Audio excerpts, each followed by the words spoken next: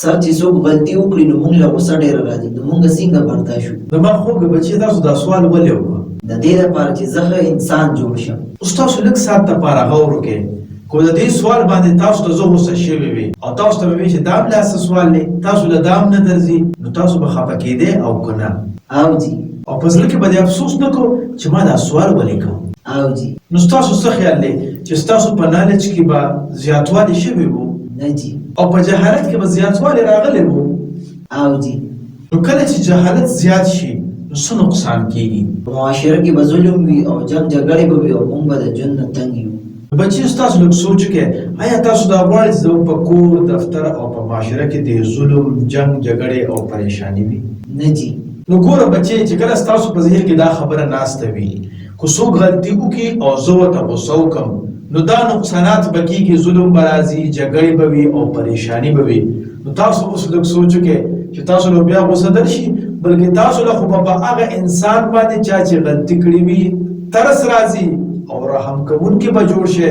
نو دغه شانتې کله چې موږ ته پته وي چې د غوسې فایده کمه او نقصانات سیوا دي، نو بیا موږ په خلکو باندې غوسه نه کوو، بلکې کله کله خو دا غوسه خلک ځکه کوي د خلکو په ذهن کې دا خبره ناسته وي چې زما په دې غوسې سره بعد دې کس ته فایده به ورسېږي او دا کار بیا دې غلط نه کوي. خو داسې نه ده، زمونږ د غوسې هغه ته د فایدې په ځای نقصان ډېر زیات رسېږي، د هغه عزت نفس مجروح شي، د هغه یو خو زړه خفه شي، دویم دا چې هغه کې حوصله ختمه شي، دریم دا چې بیا به نوی کار ته هغه لاس نه اچوي، ځکه چې هغه ذهن کې به دا خبره پرته وي چې کله زه داسې کار ته لاس واچوم او لږه غلطي وشي نو صاحب راته غوسه کېږي او بېعزته کوي، نو ولې به هغه ستاسو په اداره کې داسې کار کوي چې هغه نوی کار وي، نو ستاسو په اداره کې به کریټیویټي هم راځي او د خلک به تنګ هم وي او خلکو کې به حوصله هم نه وي.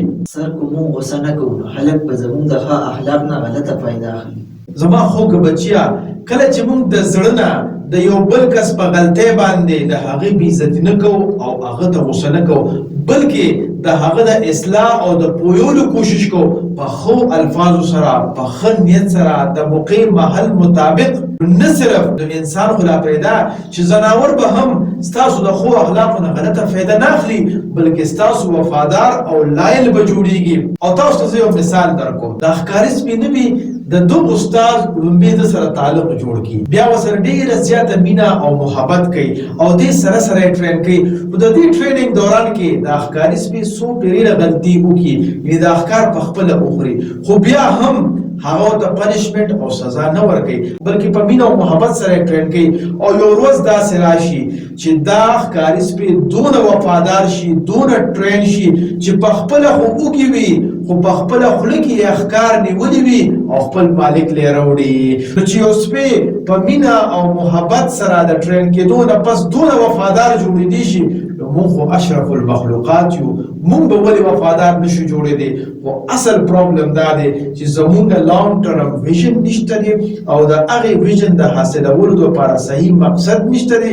او بیا کوم خلک چې موږ سره کار کوي نو زمونږ په نتیجه باندې نظر وي، زمونږ د هغې انسان په کوشش او په صحیح نیت باندې نظر نه وي چې دا خو په صحیح نیت سره روان دی، خو خپل کوشش کوي، نو خامخا به دله غلطي کېږي. نو هغه یو ځل، دوه ځله یا درې ځله یا لس ځله غلطي وکړي نو موږ ته زړه ووهي او موږ غوسه شو. نو کله چې موږ غوسه شو نو د هغې دا نقصان وشي چې هغه زموږ نه بېزاره، موږ د هغه نه بېزاره، د هغه په موږ باندې اعتماد نه وي او زموږ په هغه باندې اعتماد نه وي، او د دې وجې نه په کور، دفتر او په معاشره کې بې اعتمادي پیدا کېږي او د خلکو پرفارمنس باندې غلط اثر غورځېږي. نو که چېرې فرض کا موږ په مینه او محبت سره د یو بل د غلطو اصلاح کوو نو بیا به هرګز زموږ پرفارمنس به خرابېږي نه، بلکې زموږ ټرسټ به هم سیوا کېږي او پرفارمنس به هم سیوا کېږي. ډېره مننه، خوشحاله اوسئ.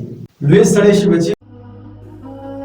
د خدای دپاره پښتنو سانونو پیژنئ، ستاسو دپاره خو به ځان له پیغمبر نه راځي.